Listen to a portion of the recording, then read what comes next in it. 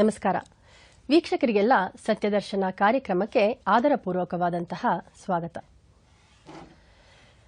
ನೋಡುವಾಗ ಯಾರು ನೋಡಲೇಬೇಕಾದುದನ್ನು ಮಾತ್ರ ನೋಡುತ್ತಾರೋ ಅಂಥವರನ್ನು ಬುದ್ಧಿವಂತರೆಂದು ಕಣ್ಣುಳ್ಳವರು ಎಂಬುದಾಗಿಯೂ ಕರೆಯುತ್ತಾರೆ. ಆತ್ಮಜ್ಞಾನವನ್ನು ಅನುಭವ ಪೂರ್ವಕವಾಗಿ ತಿಳಿಸಿಕೊಡುವುದೇ ಬುದ್ಧಿ.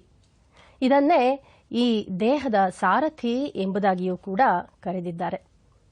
ಇಂತಹ ಹಲವು ಮಹತ್ವಪೂರ್ಣವಾದಂತಹ ವೇದಾಂತ ವಿಚಾರಗಳನ್ನು ನಮಗಾಗಿ ತಿಳಿಸಿಕೊಡ್ತಾ ಇದ್ದಾರೆ ಪ್ರಾಜ್ಞರು, ಗುರುಗಳೂ ಆಗಿರುವಂತಹ ಡಾಕ್ಟರ್ ಪಾವಗಡ ಪ್ರಕಾಶ್ ರಾವ್ ಅವರು. ಅವರನ್ನು ನಾವೀಗ ಇಂದಿನ ಸಂಚಿಕೆಗೆ ಸ್ವಾಗತಿಸೋಣ. ಗುರುಗಳೇ ನಮಸ್ಕಾರ. ಸತ್ಯದರ್ಶನಕ್ಕೆ ತಮಗೆ ಆದರಪೂರ್ವಕವಾದಂತಹ ಸ್ವಾಗತ. ವಿಘ್ನರಾಜ ವಿಶುದ್ಧವಾಣಿ ವಿಶಿಷ್ಟ ವಿಷ್ಣು ವಿಶೇಷ ಶಂಕರ ವಾಯು ಜಲ ಗಗನ ಅನಲ ಅಣು ಓಂಕಾರ ಬ್ರಹ್ಮಾಂಡ ಆದಿಮಧ್ಯ ಅಂತದ ವ್ಯಾಪ್ತಕ್ಕೆ ಸಚ್ಚಿತ್ ಆನಂದ ಆತ್ಮಜ್ಞಾನಕ್ಕೆ ರೂಪು ನೂರರ ಶುದ್ಧ ಚೈತನ್ಯಕ್ಕೆ ನಮೋ ನಮಃ. ಎಲ್ಲಾ ಶಾಖದ ಮೂಲಕ್ಕಿಂತ ಹೆಚ್ಚಿನದಾದಂತಹ ಶಾಖ, ಎಲ್ಲ ಕಾಂತಿಗಿಂತಲೂ ಹೆಚ್ಚಿನದಾದ ಕಾಂತಿಯನ್ನು ಹೊಂದಿರುವಂತಹ ಸೂರ್ಯನ ಬಗ್ಗೆ ಹಿಂದಿನ ಸಂಚಿಕೆಯಲ್ಲಿ ನಾವು ಕೇಳಿದ್ವಿ. ತೇಜಸಾಮಪಿ ತೇಜಸ್ವಿ ದ್ವಾದಶಾತ್ಮನ್ ನಮೋಸ್ತುತೆ ಎನ್ನುವಂತಹ ಈ ಮಂತ್ರಾರ್ಥವನ್ನ ತಾವು ಹೇಳಿದ್ದೀರಾ ಗುರುಗಳೇ. ಈ ಸಂಚಿಕೆಯಲ್ಲಿ ತಾವು ದ್ವಾದಶಾತ್ಮನ್ ನಮೋಸ್ತುತೆ ಎನ್ನುವಂತಹ ಈ ಶಬ್ದದ ಅರ್ಥವನ್ನು ತಿಳಿಸಿ. ನಮೋಸ್ತುತೆ ತೇ ನಿನಗೆ ನಮೋಸ್ತು ನಮಸ್ಕಾರ ಮಾಡ್ತಾ ಇದ್ದೇನೆ. ಯಾಕೆ ನಮಸ್ಕಾರ ಮಾಡ್ತಾ ಇದ್ದೇನೆ ಅಂದ್ರೆ ಹಿಂದೆಲ್ಲ ಗುಣವಾಚಕಗಳನ್ನು ಹೇಳಿದ್ದೇನೆ. ಇದೊಂದು ವಿಶೇಷವಾದ ಪದವನ್ನು ಪ್ರಯೋಗ ಮಾಡ್ತಾ ಇದ್ದೇನೆ. ದ್ವಾದಶಾತ್ಮ. ಒಂದು ವರ್ಷದಲ್ಲಿ ಎಷ್ಟು ತಿಂಗಳುಗಳಿದೆ? 12 ತಿಂಗಳು. ಒಂದೊಂದು ತಿಂಗಳುಗಳಿಗೆ ಒಬ್ಬೊಬ್ಬ ಆದಿತ್ಯ ಇದ್ದಾನೆ ಅಂತ ಒಂದು ಕಲ್ಪನೆ.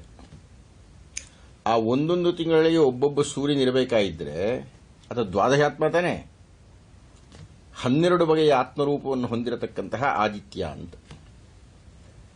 ಕಶ್ಯಪ ಬ್ರಹ್ಮರ್ಷಿಗಳು ಅದಿತಿ ದೇವಿಯ ಜೊತೆಗೆ ಸಂಯೋಗದಲ್ಲಿದ್ದಾಗ ಅವರು ಇಬ್ಬರು ಹೆಂಡತಿಯರು. ಒಬ್ಬಳು ಅದಿತಿ, ಇನ್ನೊಬ್ಬಳು ದಿತಿ ಅಂತ. ದಿತಿ ಅನ್ನತಕ್ಕಂತಹವಳ ಸಂಯೋಗದಲ್ಲಿದ್ದಾಗ ದೈತ್ಯರು ಹುಟ್ಟಿದರು. ಅದಿತಿಯ ಸಂಯೋಗದಲ್ಲಿದ್ದಾಗ ಹುಟ್ಟಿದವರು ಯಾರು? ಸೂರ್ಯರು, ದೇವತೆಗಳು. ಆದಿತ್ಯರು ಹುಟ್ಟಿದರು. ಆದಿತ್ಯ ಅನ್ನತಕ್ಕಂಥ ಪದ ಬಂದಿದ್ದು ಅದಿತಿಯಿಂದ. ಇದು ಬೇರೆ ಅರ್ಥವೂ ಇದೆ, ಹಿಂದಾಗಲೇ ಹೇಳಿದೆ. ಪ್ರಕೃತ ಪರಿಸ್ಥಿತಿಯಲ್ಲಿ ಸೂರ್ಯನ ತಾಯಿಯಾಗಿರತಕ್ಕಂತಹ ಆಕೆಯ ಹೆಸರು ಅದಿತಿಯಾದ್ದರಿಂದ ಅದಿತಿಯ ಮಕ್ಕಳುಗಳನ್ನೆಲ್ಲ ಆದಿತ್ಯರು ಅಂತ ಕರೆದರು.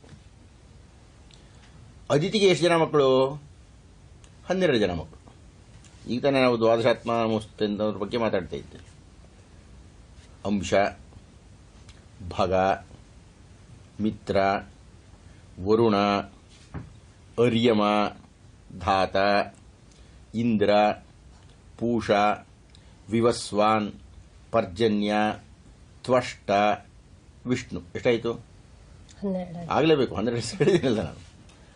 ಈ 12 ಮಂದಿಯನ್ನು ಏನಂತಾರೆ? ದ್ವಾದಶಾದಿತ್ಯರು ಅಂತ ಕರೀತಾರೆ. ಈ 12 ಆದಿತ್ಯರುಗಳೂ ಚೈತ್ರ ಮಾಸದಿಂದ ಫಾಲ್ಗುಣ ಮಾಸದ ತನಕ ಒಂದೊಂದು ಮಾಸಕ್ಕೆ ಒಬ್ಬೊಬ್ಬರು ಅಧಿಪತಿಗಳು.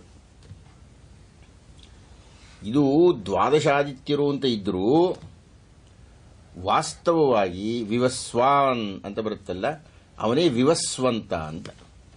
ಅವನೇ ಸೂರ್ಯ ಅಂತ ಪ್ರಸಿದ್ಧನಾಗಿರತಕ್ಕವನು ಅಂತ. ಆ ಸೂರ್ಯನಾಗಿರತಕ್ಕಂತಹವನಿಗೆ ಈ 12 ಅಂಶಗಳಿದೆ. ಈ 12 ಅಂಶಗಳೇ 12 ತಿಂಗಳುಗಳಿಗೆ ನಾಯಕರಾಗಿದ್ದಾರೆ.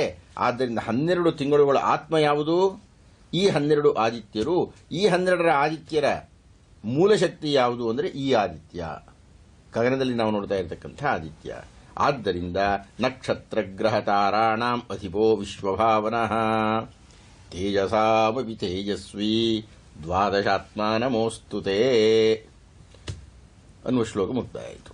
ಮುಂದಿನ ಯಾವುದು? ನಮಃ ಪೂರ್ವಾಯ ಗಿರಯೇ ಪಶ್ಚಿಮಾಯ ಅದ್ರಯೇ ನಮಃ ಅಂತ ಶುರುವಾಗುತ್ತೆ. ನೋಡೋಣ.